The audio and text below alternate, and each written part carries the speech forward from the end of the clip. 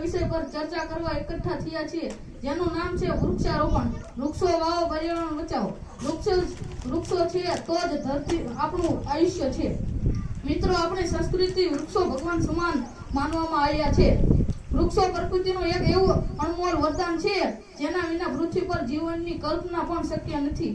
જેમ આપણને જીવવા માટે હવા, પાણી અને ઓક્સિજન ખોરાકની જરૂર પડે છે, તે બધું આપણને પ્રત્યક્ષ કે પરોક્ષ રીતે વૃક્ષ દ્વારા મળે છે. વૃક્ષો આપણને સૌથી કિંમતી વસ્તુ આપે છે, તે છે ઓક્સિજન. તેઓ પોતે ઝેરી કાર્બન ડાયોક્સાઇડ શોષી લે છે અને આપણને શુદ્ધ હવા આપે છે. આ ઉપરાંત વરસાદ લાવવા, જમીનનું ધોવાણ અટકાવવા અને ગ્લોબલ વોર્મિંગ જેવી ગંભીર સમસ્યાનો સામનો કરવા વૃક્ષો આપણી મદદ કરે છે.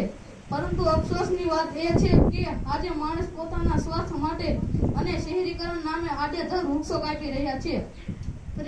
પરિણામે ઉનાળામાં અતિશય ગરમી પડે છે, ચોમાસામાં સમયસર વરસાદ આવતો નથી અને પ્રદૂષણ સતત વધી રહ્યું છે. જો આપણે હમણાં પણ નહીં જાગીએ તો આપણી આવનારી પેઢીનું ભવિષ્યમાં જોખમમાં મુકાઈ જશે.